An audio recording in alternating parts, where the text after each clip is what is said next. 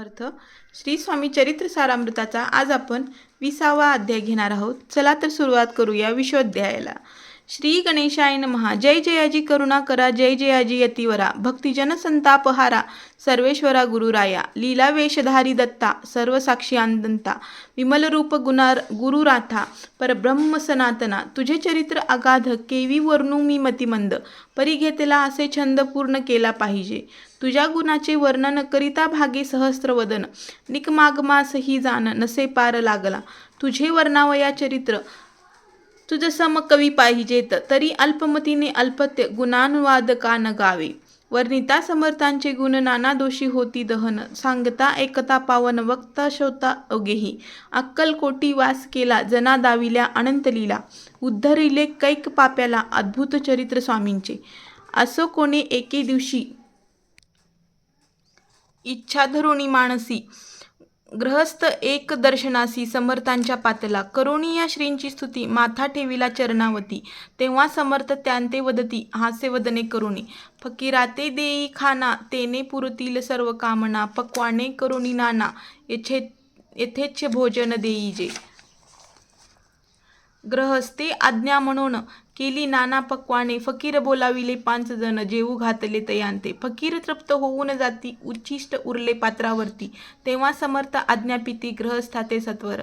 शेष अन्न करी ग्रहण तुझे मनोरथ होतील पूर्ण, परी त्या ग्रहस्थांचे मन साशंक झाले ते धवा.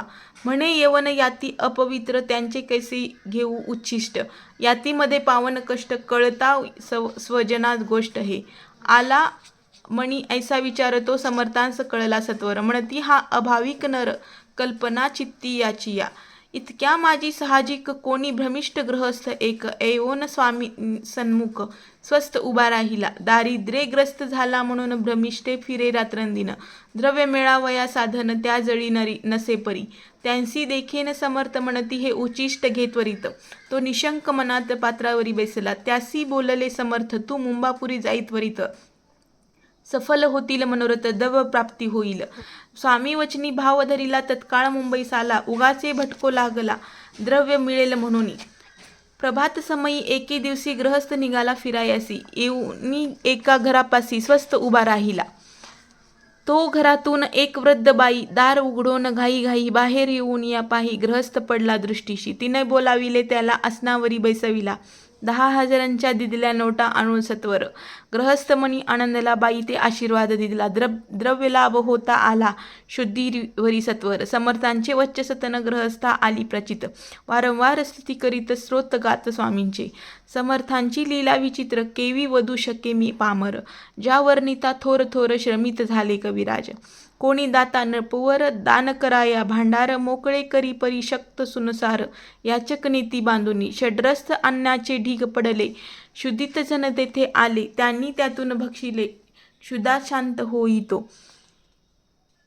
स्वामी चरित्र भांडारातून रत्न घेतली निवडून, प्रेमांदरे माळ करून श्रोतांच्या कंठी घातली. श्री स्वामी सरोजी विष्णू भ्रमर झाली रुंजी, अज्ञानदरे पूजारण पूजी शंकर स्तोत्र गातसे. इति श्री स्वामी चरित्र सारामृत. नाना प्रकथ कथा संमत, सदा ऐकोत भाविक भक्त. 20वा अध्याय गोड हा. श्रीरस्तु शुभम भवतु. अशा प्रकारे आपला 20वा अध्याय संपलेला आहे. चला तर 20व्या अध्यायाचा कथासार पाहूया. श्री स्वामी चरित्र अफाट आहे. त्यांच्या हातून घडलेल्या लीला अमर्याद आहेत.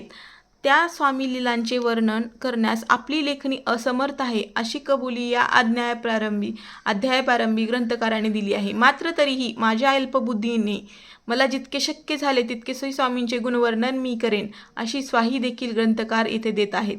एके दिवशी कुणी एक भक्त काही मनोकामना बाळगून श्री स्वामी दर्शनात आला. तेव्हा श्री स्वामींनी त्याला म्हणले, तू फकीरांना जेवू घाल म्हणजे तुझ्या मनोकामना पूर्ण होतील.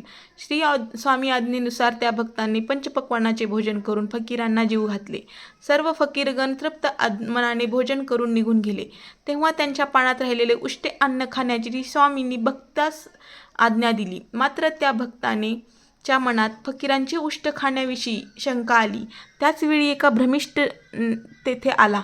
तेव्हा श्री स्वामींनी तीच आज्ञा त्या भ्रमिष्ठाला केली. श्री स्वामी आज्ञेचे पालन करून तो भ्रमिष्ठ निश्चिंत मनाने फकीरांचे उष्टे अन्न खाता झाला.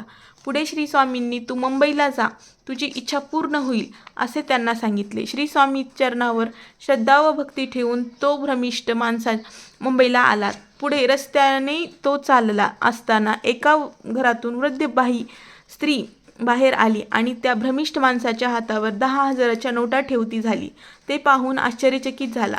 अशी ही श्री स्वामींची अतर्क्य लीला. श्री स्वामींच्या लीला भांडारातून मोजकी रत्ने बाहेर काढून वाचकासमोर ठेवली असल्याने ग्रंथकाराने अध्यायाच्या शेवटी नमूद केले आहे. अशा प्रकारे आपला 20वा अध्याय संपलेला आहे. श्री स्वामी समर्थ. श्री स्वामी समर्थ. श्री स्वामी समर्थ.